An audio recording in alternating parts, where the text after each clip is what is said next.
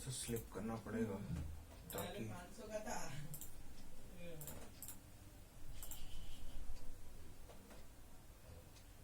प्रदीप ये क्या कहते हैं, आवाज मत कर, बोला ना शांति रख, एकदम पढ़ाई कर रहा हूँ।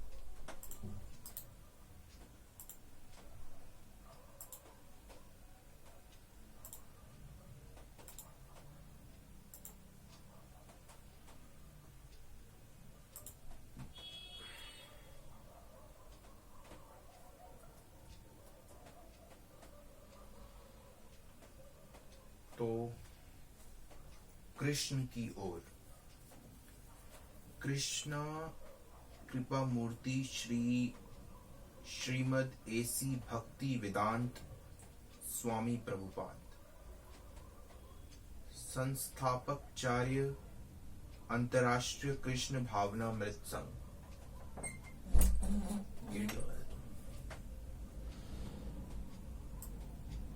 तो ये है फर्स्ट बुक जो मैं रीड करना चाहता हूँ।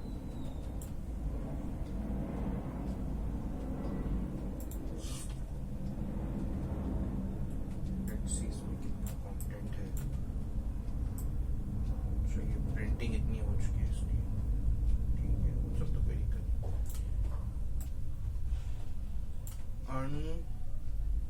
अनुक्रमणिका 3, 4, 5 है। सुख का सीधा मार्ग, कृष्ण संकीर्तन और कृष्ण को जानने की विधि, सर्वत्र और सदा कृष्ण दर्शन, मूढ़ और ज्ञानी के मार्ग, परम प्रभु की ओर गमन। ठीक है, ये टाइम कितना हो रहा है? हो गया ना 11:40 मेरे ख्याल से। 11:40 तो हो ही गया ना। 11:40 तो हो गया।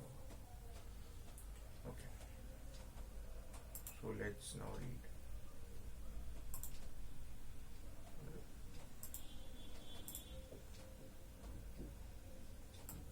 क्या चक्कर है यार?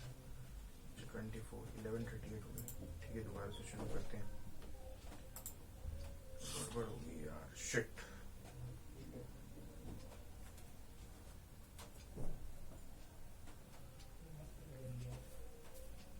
कृष्ण की ओर, कृष्ण कृपा मूर्ति श्रीमद एसी भक्ति वेदांत स्वामी प्रभुपाद, संस्थापकचार्य अंतर्राष्ट्रीय कृष्ण भावना मृत संघ। 11:38 PM हो रहा है अभी। 24 फरवरी 2022 है आज, और थर्सडे। ठीक है, और सो अभी पढ़ रहे हैं हम लोग कृष्ण की ओर। ये किताब है। Let's move on to the next page. Now I want to know the, मैं ये डिटेल पढ़ना चाहूंगा। अनुक्रमणिका, सुख का सीधा मार्ग, कृष्ण संकीर्तन और कृष्ण को जानने की विधि, सर्वत्र और सदा कृष्ण दर्शन, मूढ़ और ज्ञानी के मार्ग, परम प्रभु की ओर गमन। ठीक है,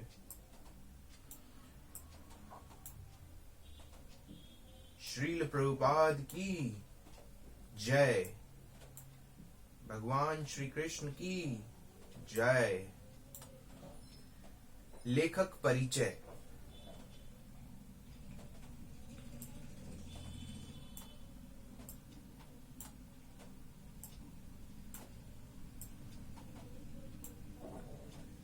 कृष्ण कृपा मूर्ति श्री श्रीमद एसी भक्ति वेदांत स्वामी प्रभुपाद। ये क्या लिखा हुआ है? हिंदी में गिनती लिखी हुई है लगता है, ये तो मेरे को आती नहीं। चल कोई नहीं, तो हिंदी में नहीं, हाँ हिंदी में ही लिखा हुआ है। चल कोई नहीं।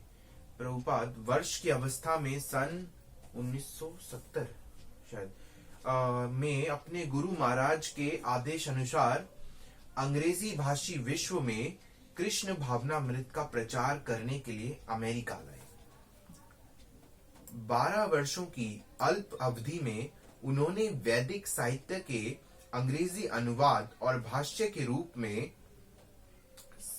60 है ना, पता नहीं, ये हिंदी काउंटिंग मेरे को आती नहीं, हिंदी 60 ही होगा शायद, ठीक है, और भाष्य के रूप में 60 से अधिक ग्रंथ रत्न प्रस्तुत किए। उनके द्वारा अंग्रेजी में अनुदित वैदिक ग्रंथ उनकी अधिकृतता, गहराई व स्पष्टता के कारण विद्वत समाज में सम्मान प्राप्त तथा विश्व के अनेक विश्वविद्यालयों के उच्च स्तरीय पाठ्यक्रमों में मान्यता प्राप्त है। इसके साथ ही साथ कृष्ण भावनामृत का प्रचार करने हेतु वे संपूर्ण विश्व में निरंतर भ्रमण करते रहे। सन 1900 कुछ होगा शायद, 76 पता नहीं यार, में उन्होंने अंतर्राष्ट्रीय कृष्ण भावनामृत संघ की स्थापना न्यूयॉर्क में की। उन्होंने अंतर्राष्ट्रीय कृष्ण भावनामृत संघ को अपने कुशल निर्देशन से 100 से अधिक मंदिरों, आश्रमों, गुरुकुलों एवं कृषि समुदायों का एक बृहद संगठन बना दिया। अब ये गिनती मेरे को आती नहीं, हिंदी की पता नहीं क्या है, में उन्होंने कृष्ण की प्रिय एवं पावन लीला भूमि वृंदावन में लौटकर इस भौतिक जगत में प्रयाण किया। उनके शिष्यगण उनके द्वारा स्थापित आंदोलन को आगे बढ़ाने में सतत प्रयत्नशील है। ठीक है, ये तो हो गया प्रभुपाद जी के बारे में। अब हम शुरू करते हैं हमारा पहला चैप्टर, सुख का सीधा मार्ग।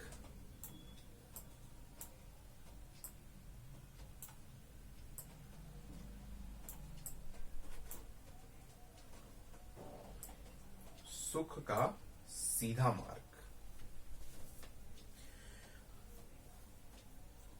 हम में से प्रत्येक व्यक्ति सुख की खोज में है, किंतु हम नहीं जानते कि सच्चा सुख क्या है। हम अपने चारों ओर सुख का विज्ञापन तो बहुत देखते हैं, किंतु प्रत्यक्षतः सुखी लोग हम बहुत ही कम देखते हैं। इसका कारण यह है कि बहुत ही कम लोग यह जानते हैं कि सच्चे सुख की स्थिति नश्वर पदार्थों से परे है। अच्छा, यह वह सच्चा सुख है जिसका विवेचन भगवत गीता में भगवान श्री कृष्ण ने अर्जुन को समझाया है। सुख का अनुभव साधारणतः हमारी इंद्रियों के माध्यम से होता है। उदाहरण के लिए, एक पत्थर के पास कोई इंद्रिय नहीं है, अतः वह सुख या दुख का अनुभव नहीं कर सकता। विकसित चेतना अविकसित चेतना की अपेक्षा सुख और दुख का अनुभव अधिक गहराई से कर सकती है। वृक्षों में चेतना होती है, किंतु वह विकसित नहीं होती है। वृक्ष सभी ऋतुओं में दीर्घ काल तक खड़े रह सकते हैं, पर उनके पास दुखानुभव करने का कोई साधन नहीं है। यदि किसी मानव को वृक्ष के समान केवल 3 दिन या इससे भी कम समय तक खड़ा रखा जाए, तो वह यह सहन नहीं कर सकेगा। सारांश यह है कि प्रत्येक चेतन प्राणी सुख दुख का अनुभव अपनी चेतना के विकास के अनुसार ही करता है।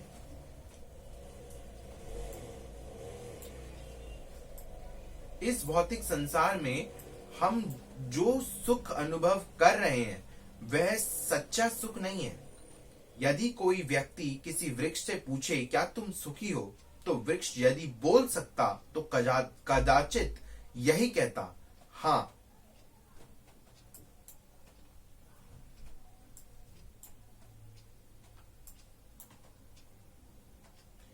कुछ समझ आया? सुख की बात चल रही है, मेरे को तो ज्यादा कुछ ठीक से समझ नहीं आया, मेरे को दोबारा से पढ़ना पड़ेगा। सिंपल लैंग्वेज है लेकिन यार पता नहीं क्यों नहीं समझ आया। हम में से प्रत्येक व्यक्ति सुख की खोज में है, किंतु हम नहीं जानते कि सच्चा सुख क्या है। हम अपने चारों ओर सुख का विज्ञापन तो बहुत देखते हैं, किंतु प्रत्यक्षतः सुखी लोग हम बहुत ही कम देखते हैं। इसका कारण यह है कि बहुत ही कम लोग यह जानते हैं कि सच्चे सुख की स्थिति नश्वर पदार्थों से परे है।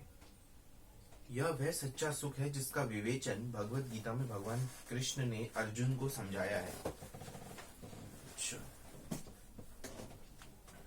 सच्चा सुख का अनुभव साधारणतः हमारी इंद्रियों के माध्यम से होता है। उदाहरण के लिए पत्थर के पास कोई इंद्रिय नहीं है, अतः वह सुख या दुख का अनुभव नहीं कर सकता। विकसित चेतना अविकसित चेतना की अपेक्षा सुख और दुख का अनुभव अधिक गहराई से कर सकती है। वृक्षों में चेतना होती है किंतु वह विकसित नहीं होती है। वृक्ष सभी ऋतुओं में दीर्घ काल तक खड़े रह सकते हैं, पर उनके पास दुखानुभव करने का कोई साधन नहीं है। यदि किसी मानव को वृक्ष के समान केवल 3 दिन या इससे ज्यादा समय तक खड़ा रखा जाए तो वह यह सहन नहीं कर सकेगा। सारांश यह है कि प्रत्येक चेतन प्राणी सुख दुख का अनुभव अपनी चेतना के विकास के अनुसार ही करता है। इस भौतिक संसार में हम जो सुख अनुभव कर रहे हैं वह सच्चा सुख नहीं है। यदि कोई व्यक्ति किसी वृक्ष से पूछे क्या तुम सुखी हो, तो वृक्ष यदि बोल सकता तो कदाचित यही कहता हाँ। कदाचित यही कहता हाँ। यहाँ वर्ष भर खड़े खड़े सुखी हूं।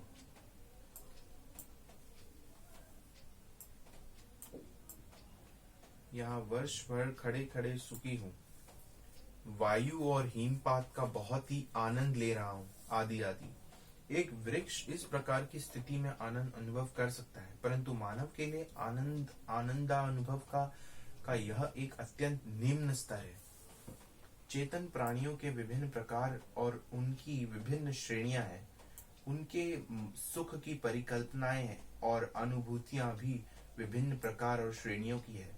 यद्यपि एक पशु यह देख सकता है कि दूसरे पशु की हत्या हो रही है, तथापि वह घास खाता रहेगा, क्योंकि उसके पास यह समझने की कोई योग्यता नहीं है कि अगली बार वह मारा जा सकता है। वह सोचता है कि मैं सुखी हूं, पर दूसरे ही क्षण वह मारा जा सकता है। इस प्रकार सुख की अलग अलग श्रेणियां होती हैं, किंतु इन सब में सर्वोच्च सुख है क्या है? श्री कृष्ण से अर्जुन कहते हैं, सुख मात्य निन्तकः यत्तदः बुद्धि ग्राहामित्रिन्द्रियम् वेत्ति यत्र न चैवायं स्थित श्रलति तत्वतः। उस परमानंद की स्थिति समाधि अवस्था में साधक दिव्य इंद्रियों के द्वारा अनंत दिव्य सुख का अनुभव करता है। इस प्रकार स्थित हुआ साधक सत्य से कभी विचलित नहीं होता। यदि कोई मानव सुख प्राप्त करना चाहता है तो उसे बुद्धिमान होना आवश्यक है। पशुओं के पास वस्तु तक विकसित बुद्धि नहीं होती, इसलिए वे जीवन का ऐसा सुख नहीं ले सकते जैसा मानव ले सकते हैं।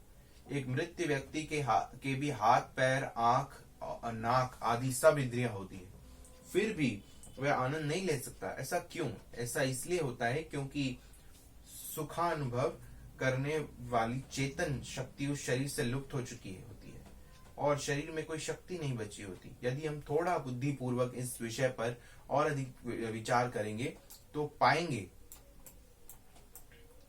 कि वास्तव में सुख का अनुभव कर रहा था वह शरीर नहीं था, अपितु उसके भीतर रहने वाली सूक्ष्म चेतना थी। मनुष्य चाहे समझे कि वह शारीरिक इंद्रियों के माध्यम से सुख उठा रहा है, किंतु वस्तुतः सुख भोक्ता भौतिक तो नहीं, क्या लिखा है, भोक्ता, सुख भोगता लिखना था क्या, गलत लिख दिया लगता है इन्होंने। सुख भोगता तो आध्यात्मिक स्फुलिंग ही है। उस स्फुलिंग में सदा आनंद आनंद को भोग करने का सामर्थ्य रहता है, किंतु भौतिक आवरण के कारण वह सामर्थ्य हमेशा अभिव्यक्ति नहीं होती है। हमें पता हो या नहीं, उस चेतना स्फुलिंग की उपस्थिति के बिना शरीर के लिए आनंद का अनुभव करना असंभव है। यदि किसी पुरुष को सुंदर मृत स्त्री का शरीर दिया जाए तो क्या वह उसे स्वीकार करेगा? कभी नहीं, क्योंकि उसे शरीर से आध्यात्मिक स्फुलिंग बाहर निकल चुका है।